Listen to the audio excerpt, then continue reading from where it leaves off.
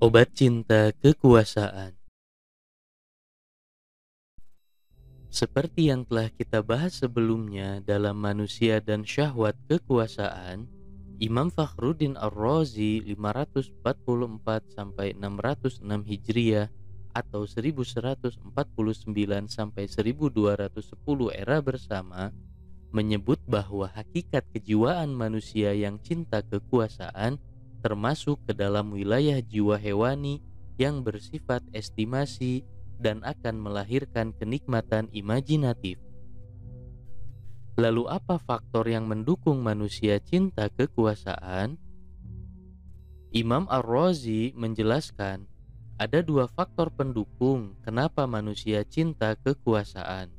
Pertama, suka dipuji atau hubbul madh, dan kedua, benci dikritik atau bughdudz-dzam.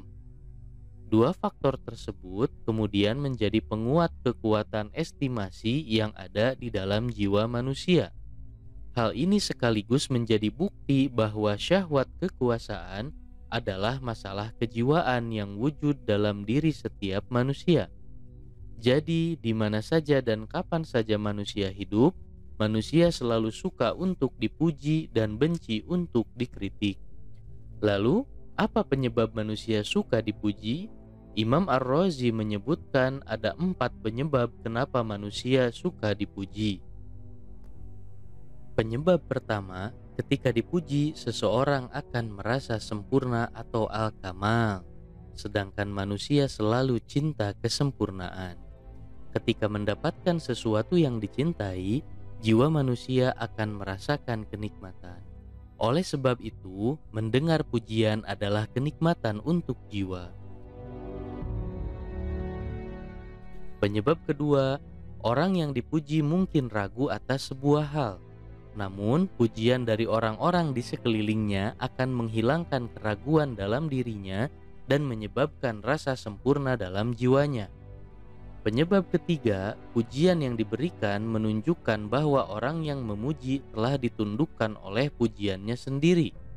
Kondisi ini menunjukkan bahwa orang yang dipuji memiliki kekuatan atau al-qudrah karena telah menundukkan orang lain untuk memujinya. Sedangkan kekuatan adalah sesuatu yang menunjukkan kesempurnaan. Dan kesempurnaan adalah kondisi kejiwaan yang selalu dicintai oleh manusia. Oleh sebab itu, jika orang yang memuji memiliki kedudukan yang tinggi, kenikmatan yang dihasilkan dari pujian akan semakin besar. Penyebab keempat, orang yang memuji orang lain hingga pujiannya didengar orang banyak, pada hakikatnya memiliki kekurangan di dalam dirinya. Sebab kalau memiliki kelebihan, ia pasti tidak akan memuji orang lain, tapi memuji diri sendiri. Namun ketika orang lain dipuji karena kelebihannya bisa jadi betul-betul nyata atau tidak. Jika kelebihannya nyata, berarti orang yang memujinya tidak akan bisa mengingkarinya. Hal ini sekali lagi menunjukkan bahwa orang yang memuji lebih rendah daripada orang yang dipuji. Namun, jika kelebihannya tidak nyata, pujian yang diberikannya berarti bohong. Kondisi ini terjadi biasanya karena orang yang memuji takut kepada orang yang dipuji. Lalu, bagaimana manusia bisa terhindar dari cinta kekuasaan?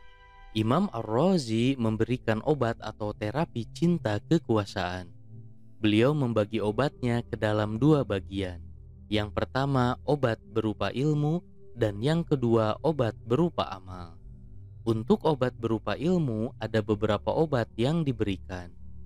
Pertama, cinta kekuasaan menunjukkan jiwa yang lemah dan mudah terpengaruh. Ia seperti benda mati yang mudah dipengaruhi dan bisa dibuat apa saja. Sebaliknya, tidak cinta kekuasaan menunjukkan jiwa yang kuat.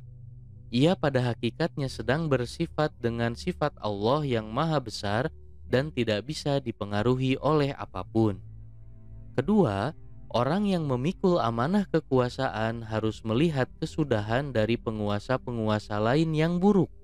Seseorang yang sedang menjadi penguasa harus merenungkan akhir dari kekuasaan para penguasa yang buruk, karena mereka menjalankan kekuasaan dengan tidak adil, sebab bisa jadi hal yang sama terjadi kepada dirinya.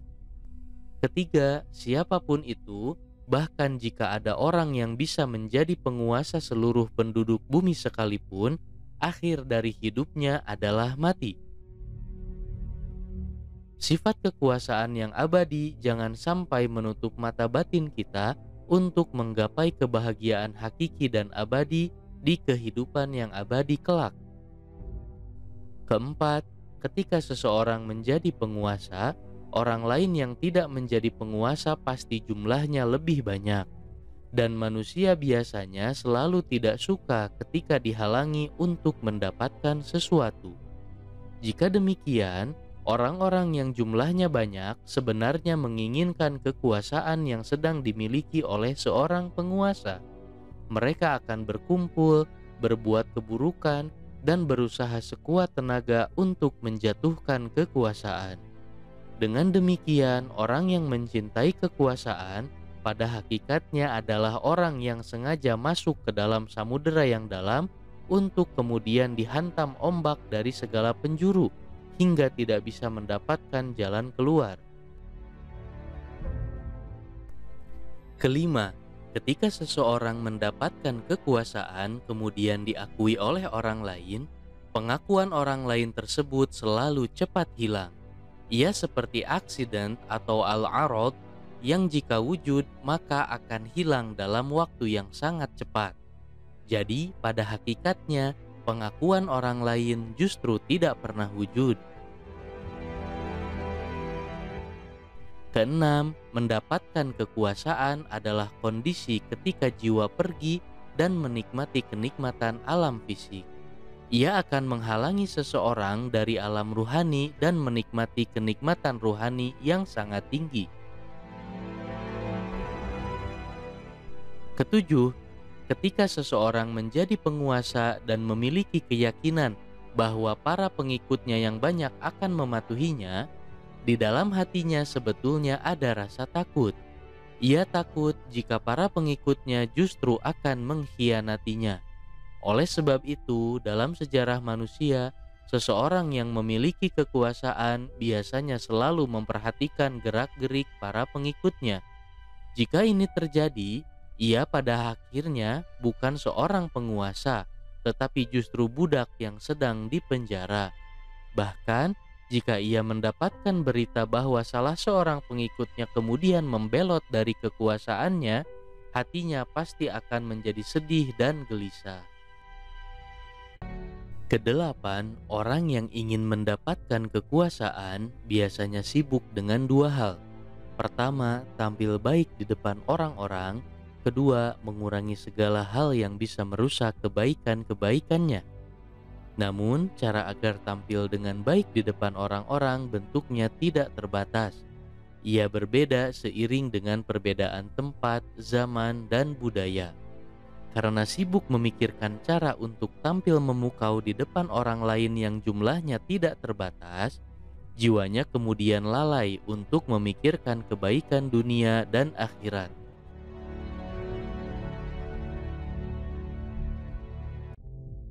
Bahkan jiwanya dipenuhi oleh rasa takut jika suatu saat nanti ada orang yang menampakkan wajah asli dirinya. Kondisi tersebut tentu saja bukan kebahagiaan, tetapi kesengsaraan.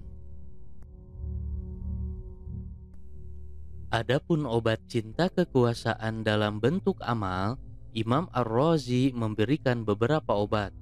Pertama, seseorang yang cinta kekuasaan harus melakukan aktivitas-aktivitas yang dipandang biasa oleh masyarakat.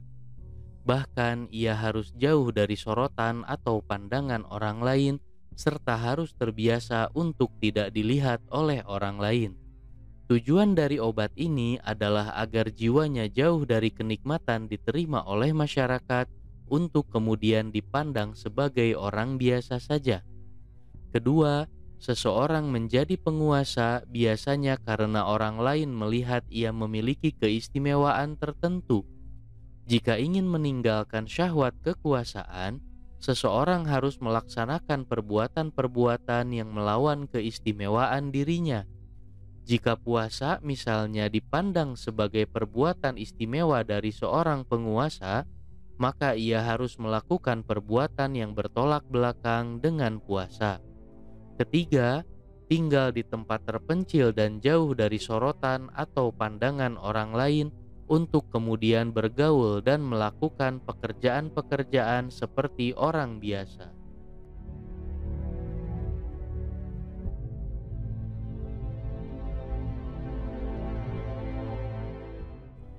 Diceritakan bahwa ketika Raja Kai Khusrau sedang dalam tahap menempuh perjalanan spiritual dan sadar bahwa kekuasaannya tidak bisa membawa kebahagiaan hakiki, ia kemudian pergi ke suatu tempat yang sangat jauh, meninggalkan kekuasaannya dan hidup sebagai orang biasa.